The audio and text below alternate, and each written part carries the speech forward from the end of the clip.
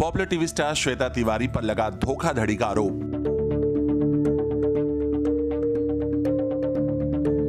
जी हां, श्वेता तिवारी के पुराने कर्मचारी राजेश पांडे ने श्वेता तिवारी पर धोखाधड़ी और वेतन ना देने का आरोप लगाया है। इतना ही नहीं, राजेश ने श्वेता तिवारी को एक लीगल नोटिस भी भेजा है।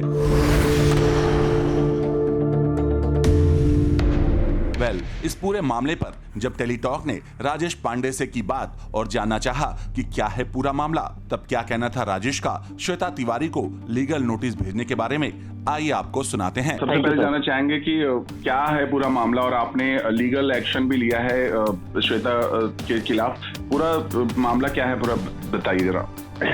मैं श्वेता तिवारी जी के एक्टिंग स्कूल में 2012 में मैंने as an acting teacher join किया था और वो उनके यहाँ मैं क्लासेस ले रहा था। उसके बाद 2017 में इनके यहाँ जो मैंने काम किया उसके टैक्स के पैसे जो हैं इन्होंने टैक्स डिपार्टमेंट को जमा नहीं करवाया और उसके बाद दिसंबर 2018 को मैंने इनका स्कूल छोड़ दिया। मतलब वो दिसंबर पूरा महीना पढ़ाकर मैंने इनका स्कूल छोड़ा।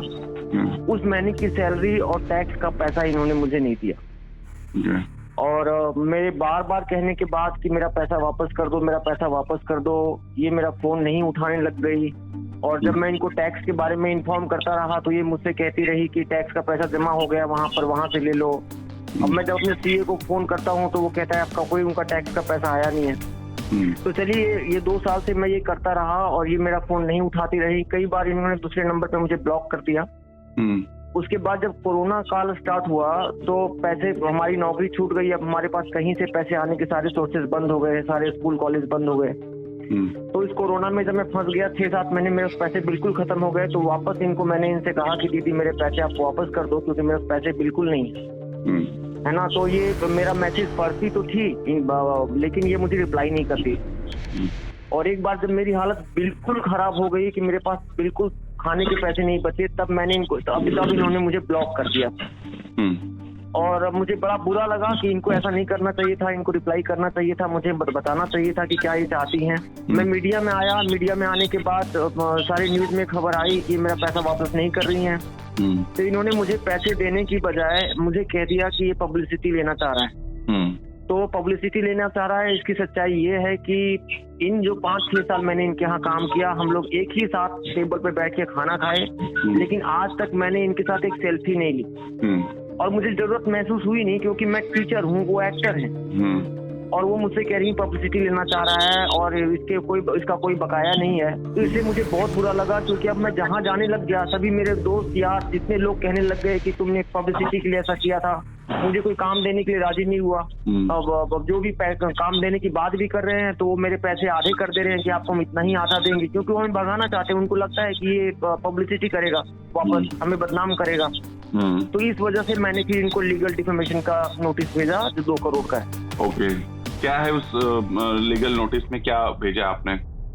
लीगल नोटिस में भेजा है कि जो 2 साल में मेंटल टॉर्चर से गुजरा हूँ, आपने मुझे इतना परेशान किया, आपने मुझे हरास किया, उसके 1 करोड़ हैं। और जो आपने मीडिया में झूठा स्टेटमेंट मेरे बारे में बोला उसके मुआवजा के तौर पे 1 करोड़ और आप मुझे देंगी। 2 करोड़ रुपए आप मुझे दें, या तो आप ये करें या तो फिर आप कानूनी कार्रवाई आगे जो भी होगा वो आप उसके लिए तैयार हैं। अभी तक कोई जवाब आया, कोई बातचीत करने की कोशिश की उसके बाद से आपकी तरफ से, उनकी तरफ से? नहीं, कोई बातचीत की कोशिश नहीं हुई उनकी तरफ से।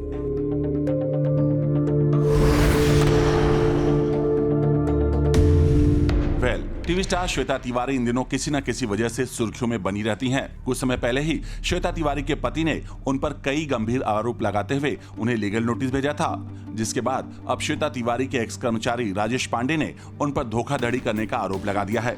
और अब देखना दिलचस्प होगा कि टीवी स्टार श्वेता तिवारी का इस लीगल नोटिस पर क्या जवाब आता है।